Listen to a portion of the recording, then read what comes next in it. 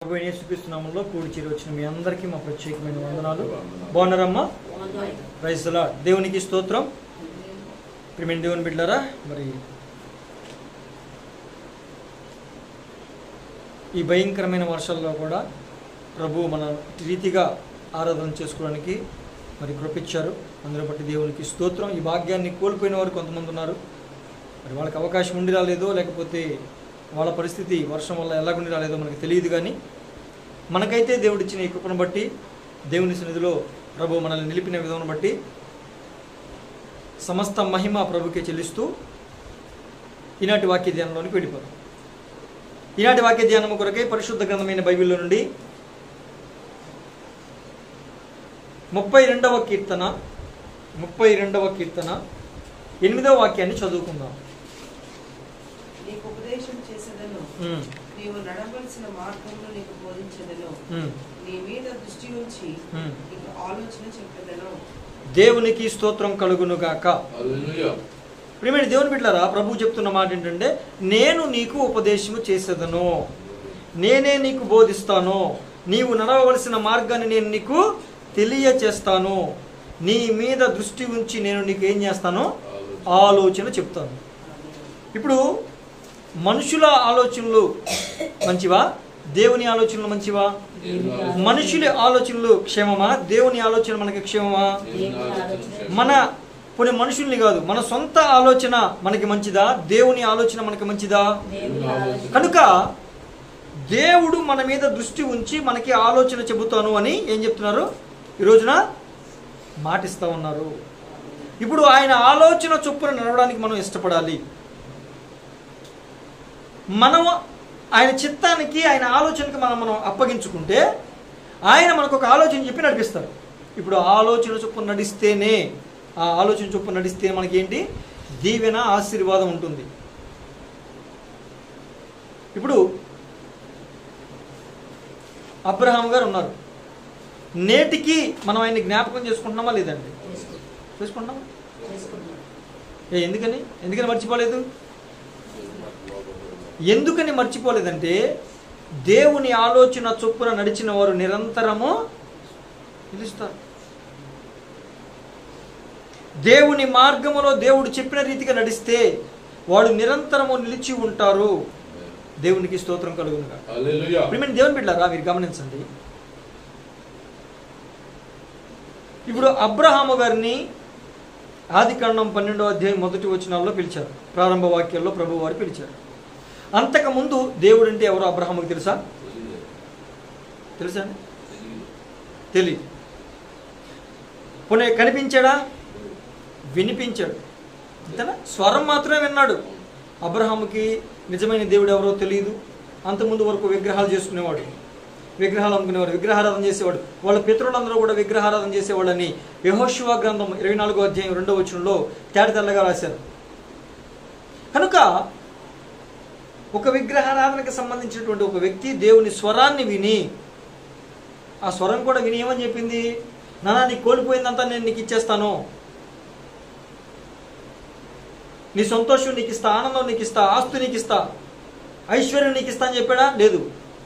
కోల్పోయింది ఇస్తాను అని చెప్పకపోగా ఉన్నది ఉన్న వారిని కూడా విడిచిపెట్టి రమ్మన్నాడు. అవునా కదండి? నేను చూపించే దేశానికి నీ బంధువుల్ని, నీ ఇంటి వారిని, సమస్తాన్ని విడిచిపెట్టి నేను చూపించే దేశానికి, నేను చూపించిన మార్గంలో నువ్వు వెళితే నేను నిన్ను విస్తారంగా దీవిస్తా, విస్తారంగా ఆశీర్వదిస్తా, నిన్ను దీవించిన వారిని దీవిస్తా, నిన్ను దూషించిన వారిని శపిస్తా అని చెప్పాడు. ఆ స్వరాన్ని నమ్మాడు. ఆ స్వరాన్ని నమ్మి అడుగులు వేయడం ప్రారంభించాడు.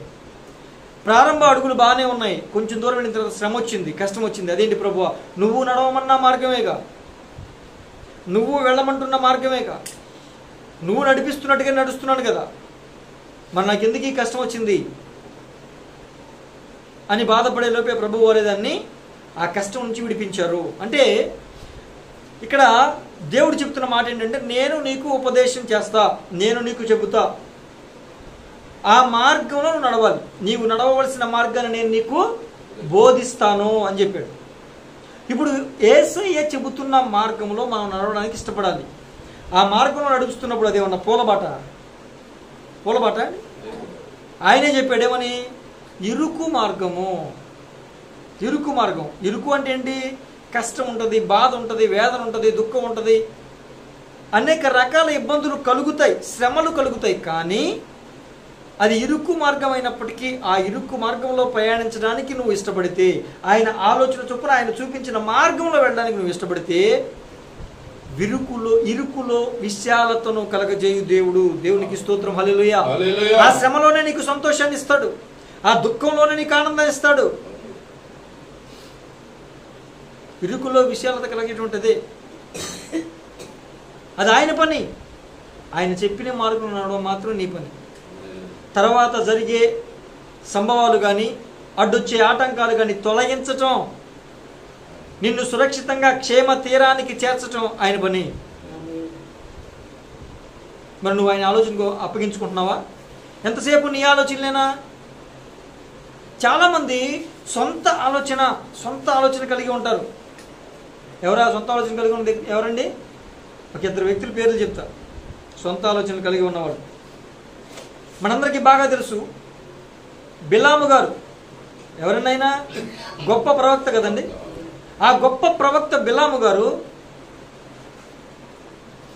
బాలాకు రాజు తనకు ఒక ఆఫర్ పంపించాడు. ఒక బండి బంగారాన్ని, కానుకలన్నీ పంపించి, ఒక బండి నిండా ఆఫర్ ఇచ్చి,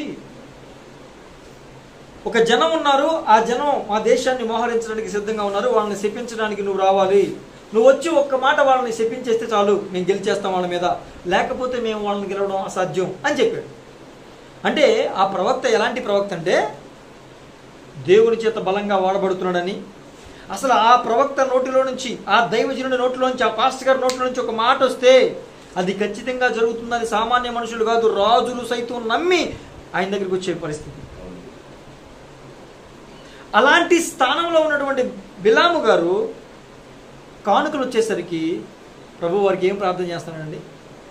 ఇప్పుడు ఆ కానుకలు వచ్చినప్పుడు వాళ్ళు సదుద్దేశంతో వచ్చారా? అయ్యా, మా దగ్గర దేవుడు మమ్మల్ని సమృద్ధిగా ఆశీర్వదించి దీవించి ఇంత కానుకుంది కాబట్టి మాకు వచ్చిన దాంట్లో, మాకున్న దాంట్లో కొంత దేవుని సేవకి ఇవ్వాలనుకుంటున్నాం అంటే శబాష్, వాళ్ళని ఇంట్లోకి పిలిచి ఆతిథ్యం ఇచ్చి భోజనం పెట్టి వాళ్ళకి ప్రార్థన చేసి ఆశీర్వదించి పంపించు, తప్పులేదు. కానీ వాళ్ళు వచ్చింది ఏ పని మీద? దురుద్దేశంతో వచ్చారు, దుర్మార్గతను కలిగి వచ్చారు. ఒక జనాన్ని శపించమని చెప్పడానికి వచ్చారు. ఏమండి, దేవుడు ఎవరినైనా శపించమన్నాడా, ఆశీర్వదించమన్నాడా? అంతే. మిమ్మల్ని హింసించిన వారి కొరకు కూడా ప్రార్థన చేయమన్నాడు, మిమ్మల్ని హింసించిన వారిని క్షమించమన్నాడు, మీకు హాని చేసిన వారిని కూడా మీరు ప్రేమించాలని చెప్పాడు. అలాంటిది ఒక జనాన్ని శపించాలి అంటే, ఒకరిని కాదు ఇద్దరిని కాదు, ఒక జనాంగాన్నే శపించాలి అని కానుక తీసుకొస్తే ఆ కానుక ముఖ్యమా, దేవుని వాక్యం ముఖ్యమా అని ఆయనకు అనిపించలా. దేవుని వాక్యం ముఖ్యం అని మీరు అంటున్నారు, కానీ బిలాము గారికి ఆ గొప్ప ప్రవక్త కనిపించలా.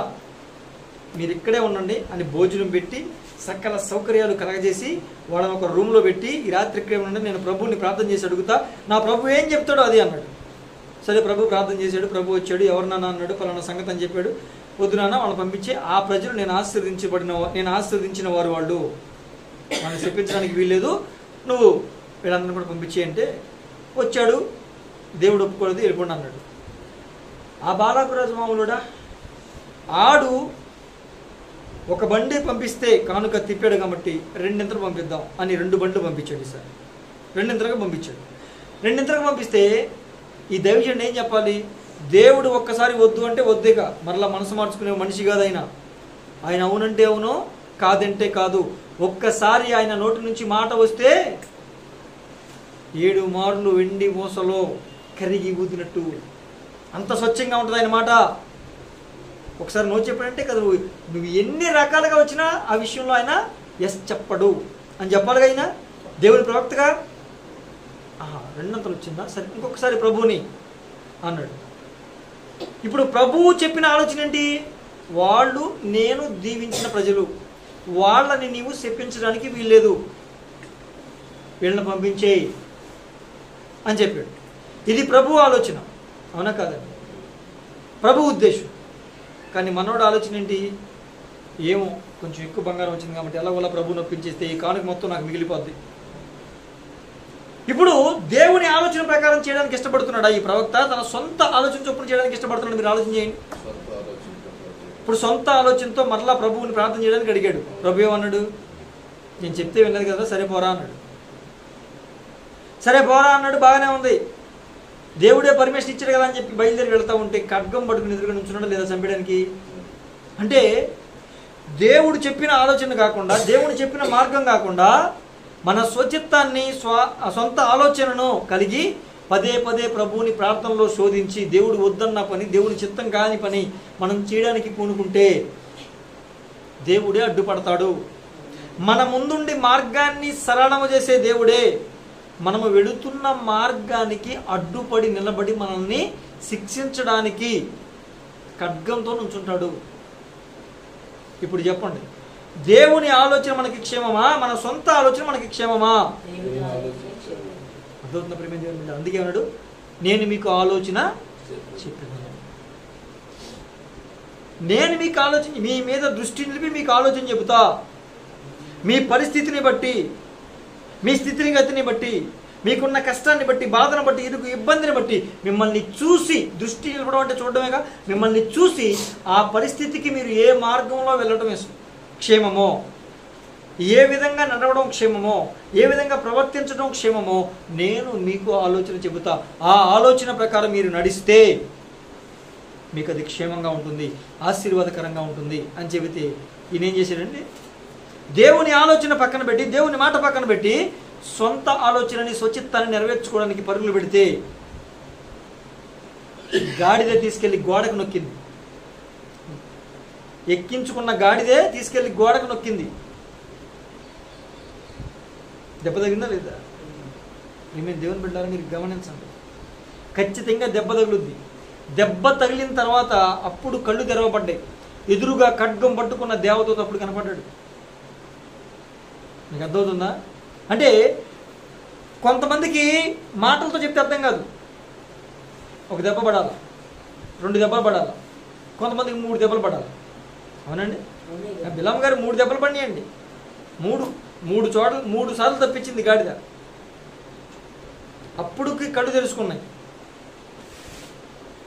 మాటతో చెబితే విననప్పుడు ఖచ్చితంగా ఒక దెబ్బ కొట్టైనా తీసుకొస్తాడు. మాస్టర్ మరి ఇప్పుడు ప్రార్థన చేస్తూ ఉంటారు, ఎవరికోసమైనా మార్పు చెందట్లేదు అనుకోండి, ప్రభువా నువ్వు శిక్షించైనా ఒక దెబ్బ కొట్టైనా తీసుకురా. నాకు ఆ ప్రార్థన భలే చాలా నాకు నచ్చుద్ది.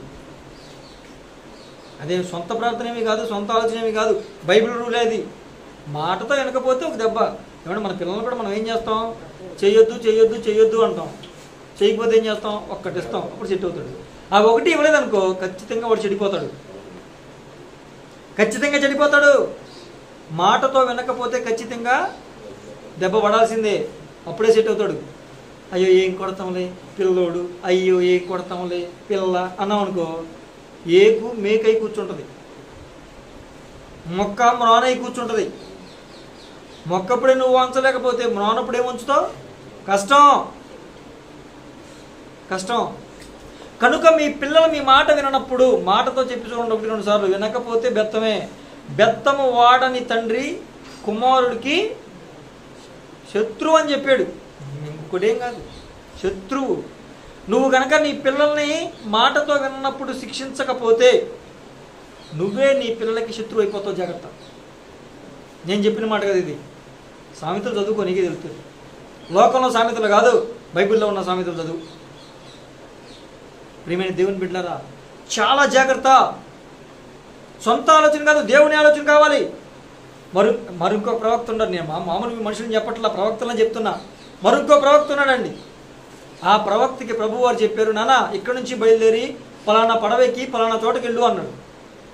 అయ్యా అంటే ఆ రోజుల్లో మరి ఏమీ లేవండి, స్కూటర్లు లేవు, బుల్లెట్లు లేవు, కారులు లేవు, బస్సులు లేవు, విమానాలు లేవు, కాబట్టి రైలు లేవు, కాబట్టి ఏమున్నాయండి, వాడలు ఉండేవి, పడవలు ఉండేవి. కాబట్టి పలానా వాడకి పలానా ప్రాంతానికి వెళ్ళి పలానా ప్రజలకి ఈ విధంగా చెప్పునానా అని అంటే, ఇది ఎవరు చెప్పిన మార్గం? దేవుడు చెప్పిన మార్గం. ఇది ఎవరి ఆలోచన? దేవుని ఆలోచన. దేవుడు చెప్పిన మార్గాన్ని విడిచిపెట్టి మనోడు వెళ్ళాడు, వాడరేవుకి వెళ్ళాడు. బాగానే ఉంది. దేవుడు చెప్పిన ఊరికి కొనాల్సిన టికెట్ కొనకుండా మనోడికి సొంత ఆలోచన వచ్చింది. ఎందుకు వచ్చింది? ఇప్పుడు నేను కష్టపడి అక్కడికి వెళ్తా, వాళ్ళకి చెబుతా, వాళ్ళు కన్నీరు ఖర్చు ఎడుతారు, ఈయన వదిలేస్తాడు, ఈ మాత్రం దానికి నేను అక్కడికి వెళ్తాను ఎందుకు అని సొంతంగా ఆలోచన చేసేసుకుని ఒక మార్గం చూపించి ఆ మార్గం వెళ్ళే పడవకి టికెట్ కొనుక్కోరా అంటే ఇంకో మార్గం వెళ్ళే పడవకి టికెట్ కొనుక్కుని శుభ్రంగా ఎక్కి మరి శుభ్రంగా తినేసినట్టు ఉన్నాడు. ఏమండి, బాగా కడుపు నిండా తిన్నట్టున్నాడు. శుభ్రంగా పడవెక్కి పడుకుని పోయాడండి. శుభ్రంగా పడవెక్కి పడుకుని పోయాడు. అది కూడా గాఢ నిద్ర, మామూలు నిద్ర కూడా కాదు. ఎందుకో చెప్పను అంత నిద్ర నన్ను. అసలు తుఫాన్ వచ్చి మొత్తం అందరూ గందరగోళం గజిబిజి పరిస్థితిలో ఉంటే వాడంతా ఇప్పుడు మేము మునిగిపోతామేమో అనే భయం వేసి వాళ్ళందరూ కూడా వ్యాపారం చేసుకునేవాళ్ళు కదా, అటు ఇటు వాడల్లో పనిచేసేవాళ్ళు, సరుకులు ఎత్తుకెళ్ళేవాళ్ళు. ఆ సరుకులన్నీ సముద్రం పాలు చేశారండి. వాడ తేలికయ్యి కొంచెంసేపు అన్న మన ప్రాణాలు బతుకుతాయేమోనని మొత్తం సరుకులన్నీ అందుట్లో పడేసిన తుఫాన్ ఆగట్లా. వాడ మునిగిపోయే పరిస్థితిలో ఉంటే ఎవళ్ళ కాళ్ళు వాళ్ళ దేవుడికి ప్రార్థన చేసుకుంటున్నారు. ఒకడు త్వరగా కిందకి వెళ్ళి చూస్తే మనడు గురక పెట్టి ముడుకున్నాడు. ఎవరో ప్రవక్త. ఆయన్ని పిలిచిన పిలిపేంటి తెలుసా? ఓ ఈ నిద్రపోతా. ఒక ప్రవక్తని ఒక అన్యుడు ఏమని పిలిచాడండి? ఓ ఈ నిద్రపోతా. తుఫాన్ వచ్చి వాడ మునిగిపోయే పరిస్థితిలో ఉంది, నువ్వు నీకేమి పట్టినట్టు శుభ్రంగా పడుకున్నావు. మేము మా దేవుడికి ప్రార్థన చేస్తాం, నీ దేవుడికి కూడా నువ్వు ప్రార్థన చేయి, ఒకవేళ నీ దేవుడైనా కాపాడతాడేమో అని అంటే అప్పుడు మనోడు పైకి వచ్చి మొత్తం పరిస్థితిని చూసి ఈ పరిస్థితి రావడానికి కారణం నేనే అని ఆయనకు అర్థమైపోయింది. కానీ చీట్లు వేశారు. ఆ చీట్లో మనోడు పేరే వచ్చింది. అవును నిజమే నేనే. నువ్వు ఎక్కడోడు, ఎందుకు వచ్చు, ఏం చేస్తూ ఉంటావు చెప్పు అంటే అప్పుడు నేను పాస్టర్ గారిని, ప్రవక్త అంటే పాస్టర్ కదండి, అప్పుడు ప్రవక్త అప్పుడు పాస్టర్, నేను పాస్టర్ గారిని, దేవుడు నన్ను వేరే మార్గం ఏమంటే ఈ మార్గంలోకి వచ్చా అంటే ఇప్పుడు మమ్మల్ని ఏం చేయమంటావు, నీ వల్ల మేము సత్య పరిస్థితిలో ఉన్నామంటే దీనికి అంతటికీ కారణం నేనే కాబట్టి దీనికి పరిష్కారం చేయాలంటే, పరిష్కారం రావాలంటే, ఈ తుఫాను ఆగిపోవాలంటే నన్ను ఎత్తి సముద్రంలో పడండి. అప్పుడుగానే దేవునికి ప్రార్థన చేయలేదండి. ప్రభువా క్షమించయ్యా, నా వల్ల ఈ ఒకరితో వచ్చింది, వీళ్ళందరూ ప్రాణాలు కోల్పోయేలాగా ఉన్నారు, సరుకులు కోల్పోయారు, ఇప్పటికే దయచేసి క్షమించు ప్రభువా, ఈ వాడ తర్వాత వచ్చే వాడరేవులో దిగిపోయి నువ్వు చెప్పిన ప్రాంతానికి వెళ్తానయ్యా అని ప్రార్థన చేయలా, నన్ను ఎత్తి సముద్రంలో పడేయండి.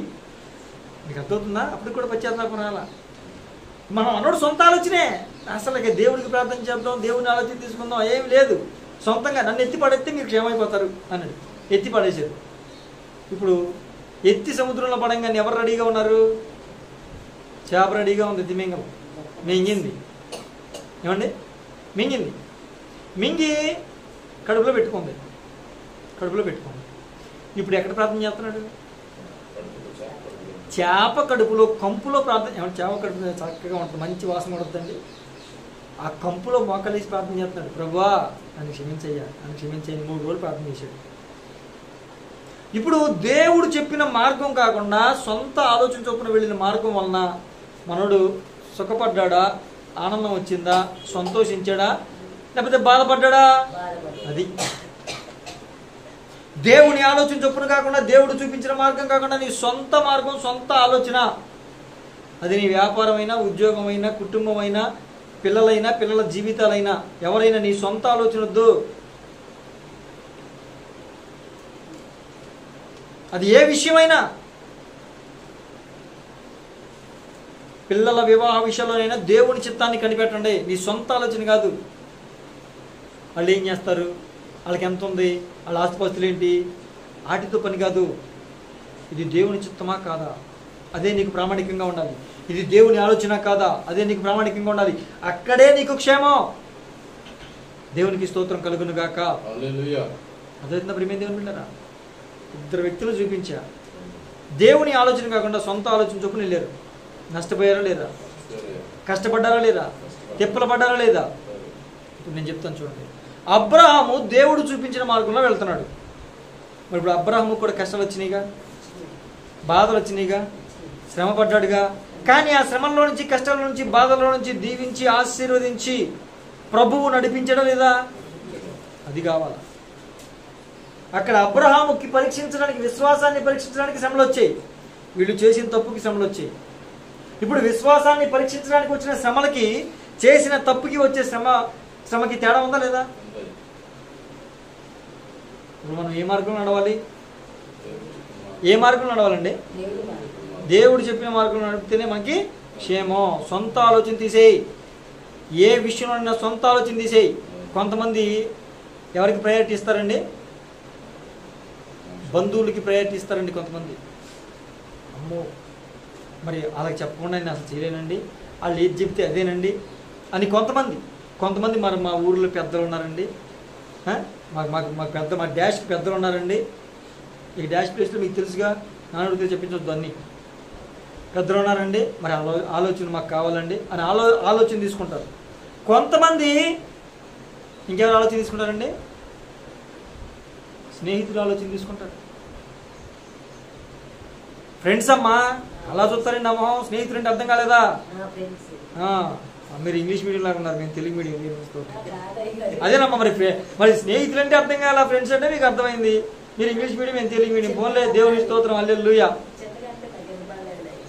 నాకు నేను కూడా గర్వపడతాను, నేను మర్చిపడతా. మా చర్చిలో కూడా ఇంగ్లీష్ మీడియం దగ్గర ఉన్నారు. దేవుని స్తోత్రం, హల్లెలూయా.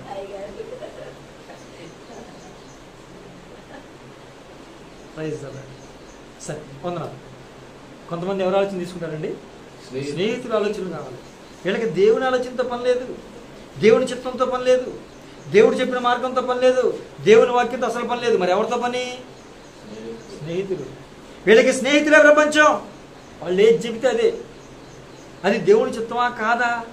వాళ్ళెవరో లోకానుసారులు, వాళ్ళెవరో దేవుని ఎరగని వారు, వాళ్ళెవరో దేవుని ఎరిగినా లోకాన్ని విడిచిపెట్టిన వారు, వాక్యాన్ని పాటించేవారు కాదు, నామకార్థపు గుంపు. నీకు ఆలోచన ముఖ్యమా, దేవుని ఆలోచన ముఖ్యమా?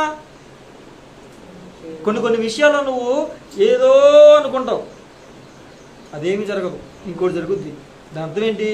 అది దేవుని, నువ్వు ఏదో అనుకున్నా దేవుని చిత్తం కాదు, ఇక్కడ జరిగింది దేవుని చిత్తం. నీకు అర్థమవుతుందా? నువ్వు అనుకున్నాయని జరిగిపోవటం కాదు. దేవుడికి నీ మీద ప్రణాళిక ఉంటే నీ ఇష్టంగా వెళ్తున్నా ఒక దెబ్బ కూడా తీసుకొచ్చేస్తాడు. అర్థమవుతుందండి? మంచి మనిషికి ఒక మాట, వినని వారికి ఒక దెబ్బ. అది ఎందుకండి మరి లోక సామెత వద్దు మనకి. మంచి మనిషికి ఒక మాట, మాట వినని మనిషికి ఒక దెబ్బ కొట్టి తీసుకొస్తాడు. సమస్య లేదు ఆ విషయంలో. దేవునికి స్తోత్రం కలుగునుగా. ప్రియమైన దేవుని బిడ్డలారా, అబ్రహాముని చెప్పిన మార్గంలో నడిపించిన దేవుడు నిన్ను నడిపించలేడా? ఎన్ని కష్టాలు వచ్చినాయండి, ఎన్ని బాధలు వచ్చినాయండి. ప్రారంభంలో అవన్నీ తట్టుకుని నిలబడ్డాడు. తర్వాత ఏం జరిగింది? రాజులను జయించే ఒక యుద్ధం చేసే టీంని తయారు చేశాడు. అబ్రహాం గారు ఏమన్నా రాజా? రాజులే చేతులు ఎత్తేశారు. బాబోయ్, మా రాజ్యం అంతా అడుగు పట్టుకెళ్ళిపోతున్నారు. ఖతర్లో ఏం రాజులందరూ సొదొమ రాజు దగ్గర ఉన్న మొత్తాన్ని పట్టుకుపోతున్నారు. ఇక సొదొమ రాజే చేతులు ఎత్తేసాడు. అరే బాబు, మీరు పట్టుకుంటారు బాబు, నన్ను వదిలేండి ప్రాణాలతో అని. ఇప్పుడు ఆ గుంపులో ఎవరు వెళ్ళిపోతున్నారు? అబ్రహాముకు సంబంధించినటువంటి, లోతు సంబంధించిన కుటుంబీకులు కూడా ఆ చెరలో కొనుగోబడుతున్నారు. ఆ విషయం ఎవరికి తెలిసింది? అబ్రహాముకు తెలిసింది. తన ఇంట పుట్టి అలవరచబడిన 318 మందిని పట్టుకెళ్ళి రాజులను సైతం తరిమి కొట్టి ఈ 318 మందిలో ఒక్కడికి కూడా గాయాలవల.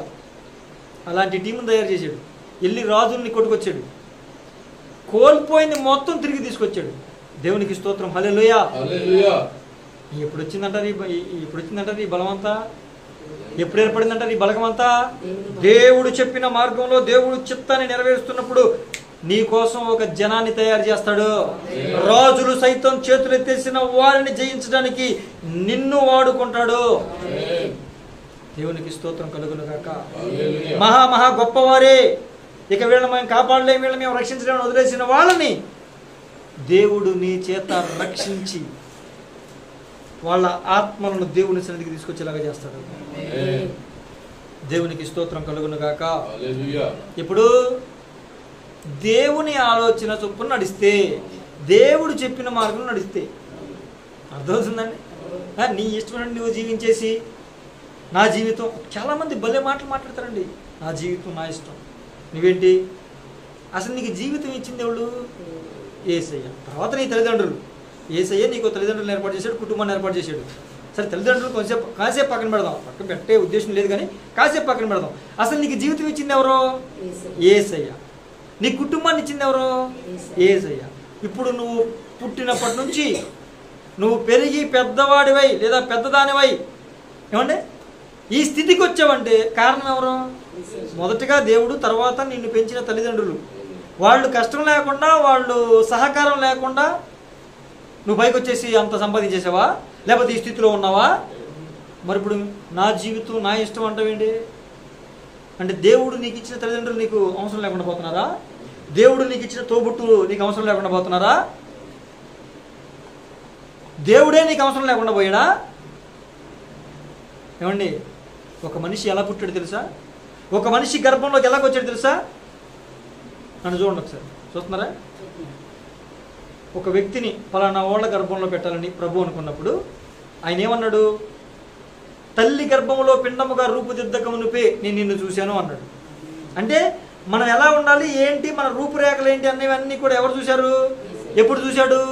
పిండముగా ఆమె తల్లి గర్భంలోకి రాకమునిపే చూశాడు. ఓకే, ఇప్పుడు తల్లి గర్భంలోకి ఎలా పంపించాడు తెలుసా? ఒక ఊపిరి కలిగిన పిండంలాగా ఇలాగ అన్నాడు. ఇంకదేనా?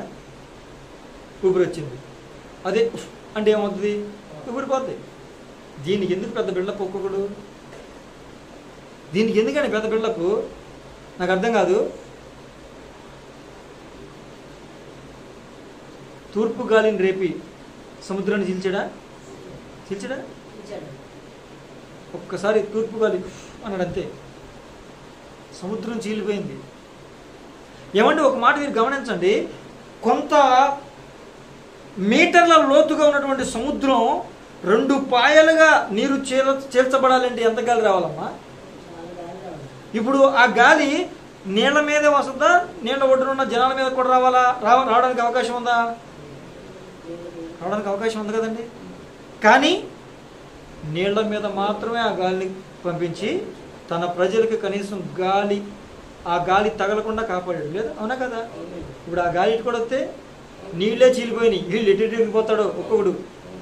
చెట్టు కొకరు పొట్ట కొక్కరై సుడిగాల్లో తేలుతారు, ఎవడు ఎక్కడ పడతాడో కూడా తెలియదు. నేను చెప్పే విషయం ఏంటంటే ఆయన గాలిలో అంత శక్తి ఉంది. నిన్ను కాపాడాలన్నా ఆయనే అడ్డుకుంటాడు, నిన్ను విడిచిపెట్టేసేసి నిన్ను శిక్షించాలన్నా ఆయన ఏదైనా చేయగలడు.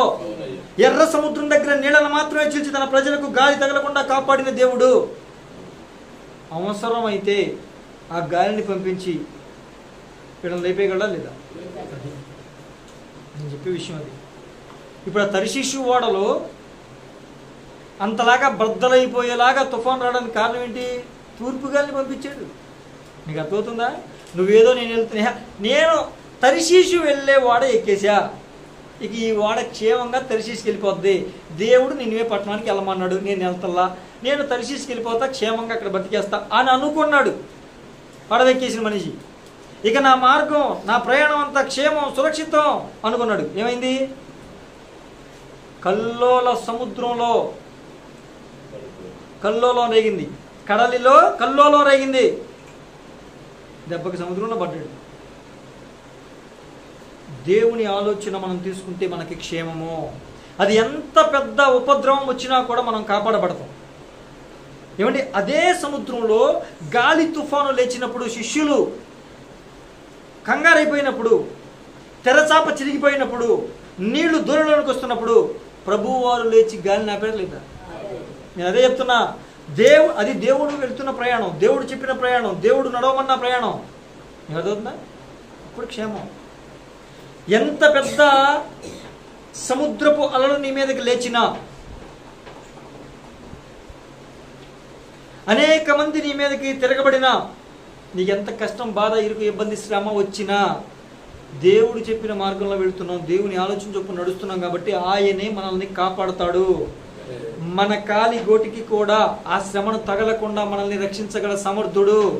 అలా కాదు కూడదు అని ఆయన ఆలోచన పక్కన పెట్టేసి, ఆయన చిత్తాన్ని పక్కన పెట్టేసి, నీ స్వచిత్తాన్ని, సొంత ఆలోచనను, స్నేహితుల ఆలోచనలను తీసుకుని, లేకపోతే ఆడెవడో పెద్దల ఆలోచన తీసుకుని, ఎవరెవరో ఆలోచన తీసుకుని ముందుకెళితే నీ ప్రయాణం చాలా ప్రమాదంగా మారే అవకాశం ఉంది. జాగ్రత్త. దేవుని శిక్షను రుచి చూసే అవకాశం ఉంది, జాగ్రత్త. ఆ దేవుని శిక్ష నీ మీదకి రాకూడదు అన్నా, ఆ శిక్షను నువ్వు రుచి చూడకూడదు అన్నా, నువ్వు దేవుని ఆలోచన చొప్పున దేవుడు చూపించిన మార్గం నడిచే వ్యక్తిగా ఉండాలి. దేవునికి స్తోత్రం కలుగును గాక. హల్లెలూయా, హల్లెలూయా, హల్లెలూయా. ఏమేం దేవుని బిడ్డ, మనందరికీ తెలుసు. ఇప్పుడు ప్రభువారు ఇశ్రాయేలు ప్రజల్ని ఐగుప్తులో నుంచి విడిపించి తీసుకొచ్చారండి. ఇప్పుడు తీసుకొచ్చినప్పుడు ప్రభువారు ఒక నూతన మార్గంలో వాళ్ళని పంపించారా, అందరూ వాడే మార్గంలో పంపించారా? చెప్పాలి మీరు. అందరూ వెళ్ళే మార్గం ఏది? ఐగుప్తు దేశం, ఫిలిస్తీ దేశం, కనాను దేశం, ఇలా స్ట్రైట్గా ఒక మార్గం ఉంది, దాంట్లో తీసుకెళ్దాం. అలా చుట్టూ తిప్పి తీసుకొచ్చాడు. చుట్టూ మార్గమైన ఎర్ర సముద్రము గుండా అంటాడు. ఒకసారి తీయండి, నిర్గమాకాండము 13వ అధ్యాయము. నిర్గమాకాండం 13వ అధ్యాయం 17-18 వచనం.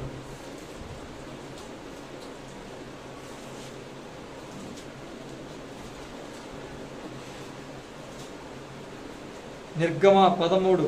ఈ ప్రజలు యుద్ధము చేయనప్పుడు యుద్ధము చూచినప్పుడు వారు పశ్చాత్తాపడి ఐగుప్తుకు తిరుగుదరేమో అనుకొని ఫిలిష్తీయ దేశము సమీపమైనది ఆ మార్గమున వారిని నడిపించక, అయితే దేవుడు ప్రజలను చుట్టూ దారియగు ఎర్ర సముద్ర మార్గము గుండా వారిని నడిపించెను. దేవునికి స్తోత్రం, హల్లెలూయా. ఇక అర్థమవుతుందా? ఫిలిస్తీ దేశం గుండా ఒక మార్గం ఉంది, ఆ మార్గం గుండా వారిని నడిపించలా. చుట్టూ దారి అయిన ఎర్ర సముద్ర మార్గం గుండా వారిని నడిపించారు. ఇప్పుడు ఎర్ర సముద్ర మార్గం గుండా నడిపించినప్పుడు వాళ్ళకి శ్రమలు రాలేదండి? మీరు చెప్పాలి. కష్టం రాలేదా? తాగడానికి నీళ్ళు లేకుండా లేని పరిస్థితులు ఉన్నాయిగా. ఒకవేళ కనబడుతున్న ఆ ఏటిలో నీళ్లు తాగుదాం, నదిలో నీళ్లు తాగుదాం అనుకుంటే, కనబడుతున్న కూడా ఆ చెరువు అనుకుందాం, అక్కడ రాయబడాల, ఆ నీళ్లు తాగుదాం అనుకుంటే అవి ఎలా ఉన్నాయండి? నోట్లో వేసుకోగానే గట్టిగా చేదు. ఇప్పుడు ఆ చేదు నీటిని కూడా ఏం చేశాడండి? ఏమంటే ఎడారిలో ప్రయాణం అంత ఆశమాష. ఎర్ర సముద్రాన్ని చీల్చాడు చెప్పుకున్నాం, మళ్ళీ మనం దాని గురించి మాట్లాడదలుచుకున్నాం. మధ్యలో ఎర్ర సముద్రం వచ్చింది, చీల్చాడు, మార్గం వేసాడు, తన ప్రజలను రక్షించాడు, శత్రువులను ఆ ఎర్ర సముద్రంలో ముంచేశాడు, అయిపోయింది, ఓకే. కొంచెం ముందుకెళ్తే మారా నీరు, చేదు నీరు, ఆ చేదైన పరిస్థితులన్నింటిని కూడా ఏం చేశాడు? మధురంగా మార్చాడు. తర్వాత ఏలీము 12 నీటి బొగ్గులో 70 ఈత చెట్లు దాని ద్వారా పోషించబడ్డారు. కొంచెం ముందుకెళ్ళిన తర్వాత ఆహారం లేదు. అప్పుడు ఏం చేశాడు? వాళ్ళకి పరలోకం నుంచి మన్నా ఏర్పాటు చేశాడా? అది ఎవరో? ఈ భూలోకంలో ఎవరైనా పండించగలిగిన పంట ఎవరైనా తయారు చేయగలరా? అక్కడ దానికోసం రాయబడిన మాట ఏంటంటే దేవదూతల ఆహారం, పరలోకపు పంట. అర్థమవుతుందండి? ఆ ఆహారాన్ని, దేవదూతలు తినే ఆహారాన్ని ఎవరికి? మట్టి మనుషులకి ఇచ్చాడు. దాహం వేస్తుందయ్యా అంటే బండను చీల్చి నీళ్ళు ఇచ్చాడు. భయంకరమైన ఎడారిలో నడుస్తూ ఉంటే ఎండకి ఇసుక కాలిపోతూ ఉంటే నడక సాగుద్దా? మనలాంటి ఏమంటే మనం 40 డిగ్రీలు వస్తే మనం అయిపోతామండి, చాలా కష్టంగా ఉంటాం, బయటికి వెళ్దాం. అక్కడ 50, 60, 70 ఈజీగా వస్తాయి. ఈ రోజుల్లో కూడా 60 ఈజీగా వెళ్ళిపోద్ది టెంపరేచర్. ఇక ఆ రోజుల్లో ఇంకెంత ఎక్కువ ఉందో ఒకసారి మీరు ఆలోచన చేయండి. అర్థమవుతుందండి? అంత భయంకరమైన ఎండలో ఎడారిలో ప్రయాణం అంత సబబుగా సాగుద్దా? చేయగలరా? పసిపిల్లలు ఉంటారు, గర్భిణీ స్త్రీలు ఉంటారు, ముసలి వాళ్ళు ఉంటారు. ఇప్పుడు వాళ్ళందరూ క్షేమంగా వెళ్ళాలంటే ఎడారిలో నీడ ఉండాలిగా. అసలు ఎడారంటే ఏంటి? ఎడారంటే ఏంటి చెప్పనా? నీడ ఉండదు, నీరు ఉండదు, అదే కదా ఎడారంటారు. నీడ ఉన్నా నీరు ఉన్నా అదేంటిది? అది అరణ్యము. బైబిల్లో అరణ్యం అని రాశారు, కానీ వాస్తవానికి భౌగోళిక ప్రపంచాన్ని చూసినప్పుడు అది ఎడారి. ఇసుక మాత్రమే కనిపిస్తుంది, దగ్గర చెట్లు కనపడవు, నీడ దొరకదో, నీరు దొరకదో. అలాంటి నీడ నీరు లేని ఆ భీకరమైన ఎడారిలో, భయంకరమైన ఎడారిలో ప్రభువారు నీడని ఇచ్చారు, నీరుని ఇచ్చారు. దేవునికి స్తోత్రం. వారికి 3 పూట్ల తినడానికి ఆహారం ఇచ్చారు. దేవునికి స్తోత్రం. ఎప్పటికప్పుడే ఫ్రెష్గా, వాళ్ళు కష్టపడకుండా, ఏ మాత్రమో కూడా వాళ్ళు ఇబ్బంది పడకుండా ప్రతిరోజు ఫ్రెష్గా ఆహారాన్ని పంపించాడు. ఇదంతా ఎప్పుడు చేశాడు? ఆయన చూపించిన మార్గంలో, నడవమన్న మార్గంలో ఆయన ఆలోచన చొప్పున నడుస్తుంటే ఇచ్చాడు. ఆయన ఆలోచన చొప్పున నడుస్తుంటే ఇచ్చాడు లేదండి? మధ్యలో వీళ్ళు ఏం చేశారు? ఆయన ఆలోచన కాకుండా వీళ్ళ స్వచ్ఛతాలు కొన్ని ఉన్నాయి. మమ్మల్ని ఏమన్నా ఇక్కడ సంపడానికి తీసుకొచ్చేసారా? ఐగుప్తులో సమాధులు లేవనుకున్నారా?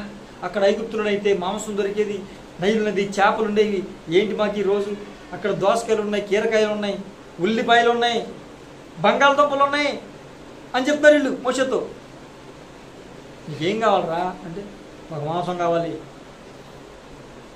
అని విసిగారు, సనిగారు, గొనిగారు.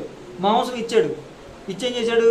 వాళ్ళు తింటూ ఉండగానే గొంతులో మాంసం ఉండగానే చచ్చారు. మీకు అర్థమవుతుందా?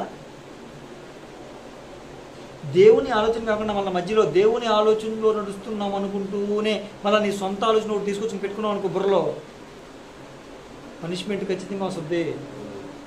వచ్చిందా రాలేదండి వాళ్ళకి? మరి అది దేవుని ఆలోచన చొప్పున నడుస్తున్నప్పుడు, దేవుడు చూపించిన మార్గంలో వెళ్తున్నప్పుడు మొత్తం పూర్తిగా నువ్వు ఆయనకి అప్పగించుకోవాలి. మళ్ళీ మధ్యలో కొంతవరకు వెళ్ళాక హల్లెలూయా ఎంతకాలం దేవుళ్ళు నడిచాం కాబట్టి, ఇక మేము బాగా ఆత్మీయతలో ఎదిగిపోయాం కాబట్టి హల్లెలూయా ఇక ఇది చేయొచ్చు, పర్వాలేదు ఇది చేయొచ్చు అనే ఆలోచన నీకు వచ్చిందనుకో, అది ఆయన ఒక్కటి కొడతాడు, సరిపోతుంది. ఈరోజు క్రైస్తవులు బాగా చిన్నప్పటి నుంచి క్రైస్తవులో ఉండి ఉండి ఉండి ఉండి ఉండి బాగా భక్తి ఎక్కువైపోయో ఏమెక్కువైపోయో మళ్ళీ ఆచారాల వైపు వెళ్ళిపోతున్నారు, లోకం వైపు వెళ్ళిపోతున్నారు, లోక పోకడ వైపు వెళ్ళిపోతున్నారు. వస్త్రాల దగ్గర నుంచి ఆరాధన దగ్గర వరకు మొత్తం అంతా అంటే సొంత ఆలోచన వచ్చేసింది. అవును కదా? అది వాళ్ళ క్షేమమా? ఇంకా వాళ్ళ మీదకి శిక్ష రావడం లేదండి. దేవుని కనికరం ఉంది, అవకాశం ఇస్తున్నాడు అంతే తప్ప చేతగాని వాడు కాదు, శిక్షించలేక కాదు. మీరు దేవుని బిడ్డలారా మీరు గమనించండి. దేవుని ఆలోచన చొప్పున నడుస్తుంటేనే క్షేమము. మధ్యలో మరలా మన సొంత ఆలోచన పెడితే శిక్ష ఖచ్చితంగా వచ్చి తీరుతుంది. దేవునికి స్తోత్రం. హల్లెలూయా, హల్లెలూయా. ఏమండి, మోషే కూడా దేవుడు చెప్పినట్టు చేశాడు చేశాడు చేశాడు చేశాడు చేశాడు అవునా? ఒక మాట చదివి పెట్టండి నాకు. 103వ కీర్తన 7వ వాక్యం. 103వ కీర్తన 7వ వాక్యం. ఆయన మోషేకు తన మార్గములను తెలియజేసిన. చాలండి. ఇప్పుడు మోషే ప్రజలను ఎలా నడిపిస్తున్నారండి? దేవుడు చెప్పిన మార్గముల చొప్పున ఆలోచన చొప్పున నడిపిస్తున్నాడు. అవునండి? ఇప్పుడు నడిపిస్తున్నాడు, బాగానే ఉంది. ఇప్పుడు ఒకనొక సందర్భం వచ్చింది, మరలా వీళ్ళ నీళ్ళ కోసం సనిగారు కొనిగారు, వీళ్ళ మీద కోపంతో ప్రభువుకి ప్రార్థన చేస్తే ప్రభు ఏమన్నాడు? సరే ఆ బండతో మాట్లాడి నీళ్ళు వస్తాయి అన్నాడు. బండతో మాట్లాడకుండా అలవాటు అయిపోయిన చొప్పున ఏం చేశాడు?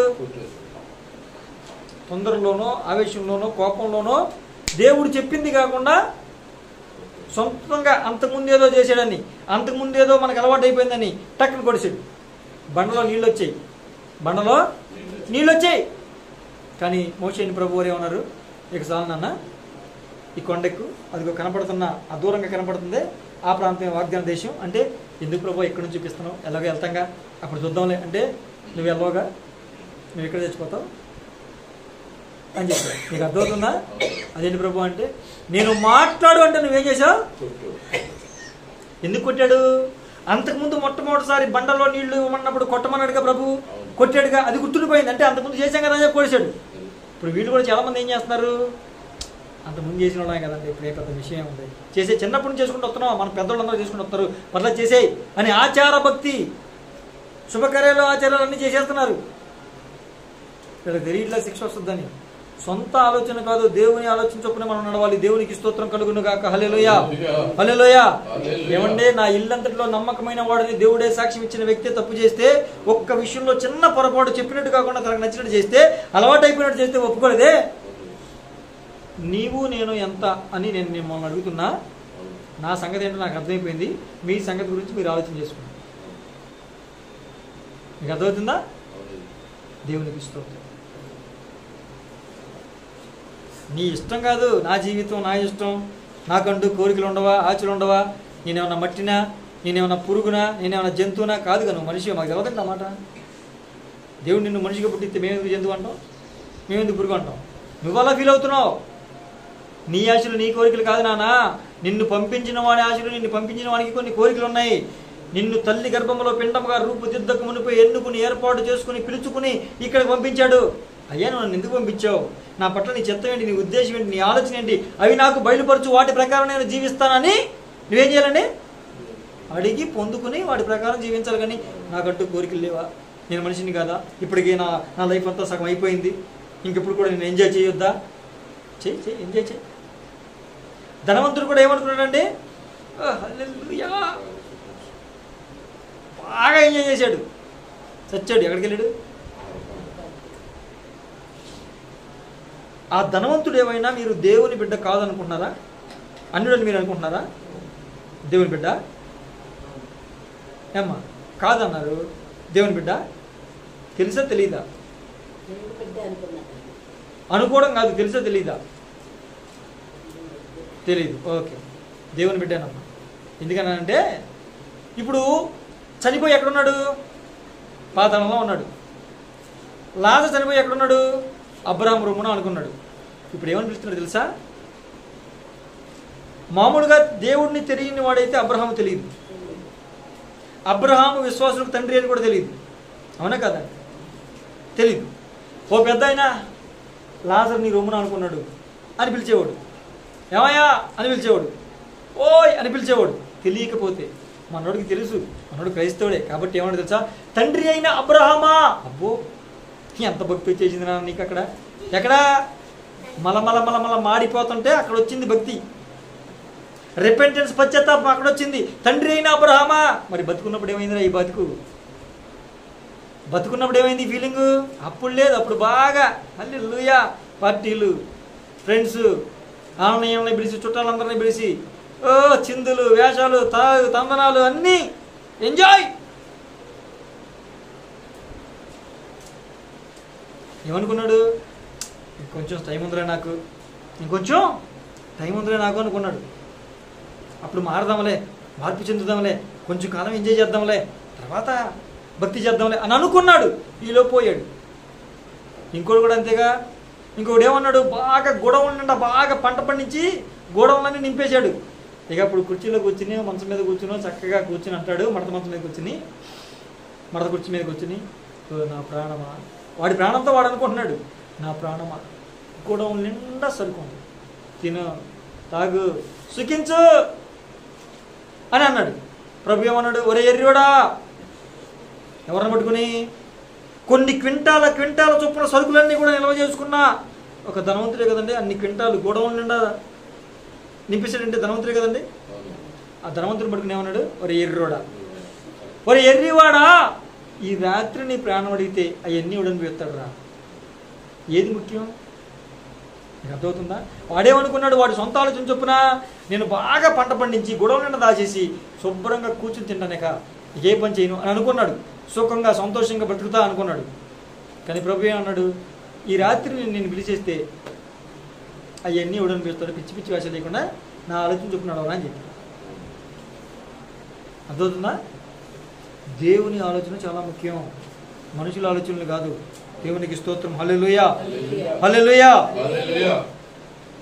ఆఖరిగా మత్తయి సువార్త 2వ అధ్యాయం 12వ వచనంలో ఉంటుంది. అక్కడ రాయబడిన మాట, హేరోదు యొద్దకు వెళ్ళవద్దని స్వప్నమందు దేవుని దూత దేవుని చేత బోధింపబడిన వారే వారు వచ్చిన మార్గంలో కాకుండా దేవుడు చెప్పిన మార్గంలో వెళ్ళిపోయారు, వేరే మార్గంలో వెళ్ళిపోయారు. వీళ్ళెవరో సోకాళ్ళు జ్ఞానులండి. తూర్పు దేశంలోనే జ్ఞానులు అంట. వాళ్ళ పేరే తూర్పు దేశపు జ్ఞానులు. వాళ్ళకి లేనిదే జ్ఞానం. వాళ్ళ పేరు జ్ఞానులు, వాళ్ళకి లేనిది ఏంటండి? జ్ఞానం లేదు. జ్ఞానం లేదని ప్రూవ్ అయింది. ఇప్పుడు వాళ్ళు తూర్పు దేశపు జ్ఞానులు. ఆ తూర్పు దేశపు జ్ఞానులు కాబట్టి వారి జ్ఞానం ద్వారా, పుస్తకాల ద్వారా తెలుసుకున్న విషయం ఏంటంటే, లోకానికి రక్షకుడు పుట్టినప్పుడు ఒక నక్షత్రం వెలుగుతుంది, ఆ నక్షత్రం ఖచ్చితంగా అతని యొద్దకు నడిపిస్తుంది అని తెలుసుకున్నారు. ఆ నక్షత్రాన్ని చూశారు, ఇదే ఆ నక్షత్రాన్ని కనుగొన్నారు. అంతవరకు జ్ఞానం ఉంది, బాగానే ఉంది. ఈ నక్షత్రాన్ని వెంబడిస్తే మనం అక్కడికి వెళ్ళిపోతాం, రక్షకుడి దగ్గరికి వెళ్ళిపోతాం అనుకున్నారు, బాగానే ఉంది. ఇప్పుడు ఆ రక్షకుడు పుట్టే ప్రాంతం పేరు బెత్లెహేం అన్న విషయం కూడా తెలిసిపోయింది. బెత్లెహేం వరకు వెంబడించారు. బెత్లెహేం రాగానే నక్షత్రం గుడ్ బాయ్, థ్యాంక్ యూ అని చెప్పి హేరోదు రాజు కొంపకెళ్ళారు, కోటకెళ్ళారు. రాజుగారికి ప్రణామం. చెప్పండి, మీరు ఎక్కడి నుంచి వచ్చారు? మేము తూర్పు దేశపు జ్ఞానులు, మేము తూర్పు దేశం నుంచి వచ్చాం. ఎందుకు వచ్చారు? లోకానికి రక్షకుడు పుట్టాడు, ఆయన చూడడానికి వచ్చాం, మాకు చూపించండి, చూసి వెళ్ళిపోతాం అన్నాడు. మా ఇంట్లో ఎవరు పుట్టాడు రా? మా ఇంట్లో ఎవరు పుట్టలా. అదేంటి మీరు అలాగంటారు? మేము ఆయన నక్షత్రము వచ్చితిమి. అవునా అని చెప్పి వీడికి కంగారైపోయి, అయితే మీరు ఇక్కడే ఉన్నాడని చెప్పి వాడికి భోజనం పెట్టి ఈలోపు మొత్తం అందరినీ పిలిచాడు. వేరే రూమ్లో, వేరే హాల్లో, మీటింగ్ హాల్లో, కమిటీ హాల్లో పిలిచాడు. మొత్తం అందరం పిలిచి ఇలాగ ఎవరైనా రక్షకుడు పుడితే ఎక్కడ పుడతాడు, ఏం పుడతాడు, అసలు పుడతాడా మీకు చెప్పండి. అంటే వాడు లేఖనాలు మొత్తం బెత్లెహేములోనే పుడతాడు, ఖచ్చితంగా పుడతాడు అని చెప్పేస్తే అప్పుడు అంటాడు తెలియగా వచ్చి, నిజమే మీరు అన్నట్టుగా రక్షకుడు ఈ లోకం ఈ ప్రపంచంలో ఇక్కడే పుట్టాడు కానీ ఈ ప్రాంతంలో పుట్టాడు కానీ మా ఇంట్లో కాదు, అసలు అతను ఎక్కడ పుట్టాడో మీరు వెళ్ళి కనుక్కుని అతన్ని పూజించి రండి, తర్వాత నేను కూడా రాజుని కాబట్టి నా యొక్క హోదాలో నేను వెళ్ళి అతన్ని పూజించి వచ్చేదను అని చెప్పి పంపించాడు. అసలు వీళ్ళు లోపల మ్యాటర్ వేరు. వీళ్ళు అదేమీ తెలియకుండా వాడి కుయుక్తినేమి అర్థం చేసుకొని జ్ఞానులు రెండోసారి ప్రూవ్ అయింది. వీళ్ళు అజ్ఞానులన్నీ ఇక వచ్చారు. వచ్చిన తర్వాత దేవుడిని పూజించారు. మళ్ళీ తిరిగి ఎక్కడికి వెళ్తాకు ప్రయత్నం చేస్తున్నారు. ఎక్కడికి వెళ్తున్నారు అంటే, రాజుగారండి హేరోదు రాజుగారు పంపించారండి, మరి మాకు చెప్పమన్నారు, మళ్ళీ మేము వెళ్ళి హేరోదు రాజుగారు చెప్పి మా ప్రాంతానికి మేము వెళ్ళిపోతామండి. నోర్మే, వాడి బిడ్డను చంపాలని చూస్తున్నారా? మీరు వచ్చిన మార్గంలో కాదు, అతనికి కనిపించకుండా నేను చూపించే మార్గంలో వేరే మార్గంలో వెళ్ళిపోండి మీ ప్రాంతానికి అని చెప్పాడా లేదా? ఇప్పుడు వచ్చిన మార్గంలోనే వెళ్ళి హేరోదుకి చెప్పంగానే హేరోదు ఏం చేస్తాడు తెలుసా? ముందు మొట్టమొదటిగా జ్ఞానం చంపేస్తాడు. ఎందుకని? మేము రక్షకుడిని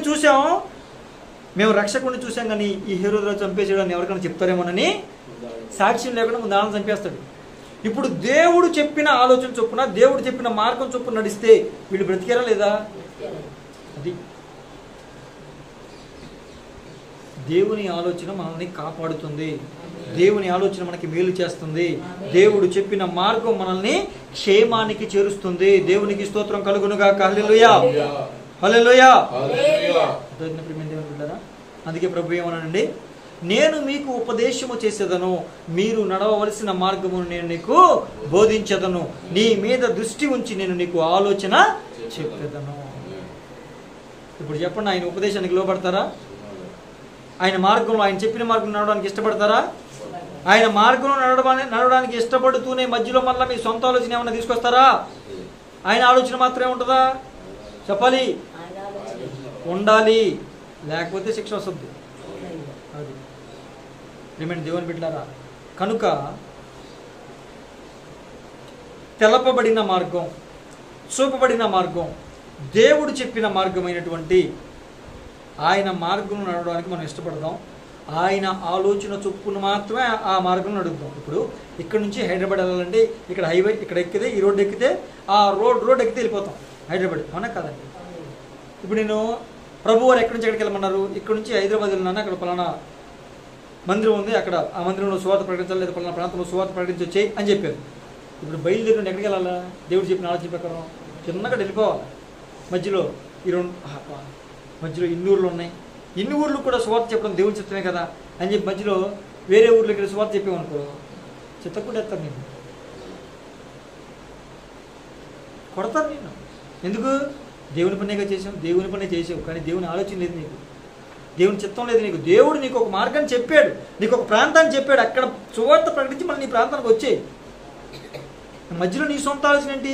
ఈ ఊర్లన్నీ గ్రామాలన్నీ సువార్త చేసుకుంటూ వెళ్తా. నువ్వు మామూలుగా సువార్త ప్రకటించుకుంటూ వెళ్ళిపోతే అది వేరే విషయం.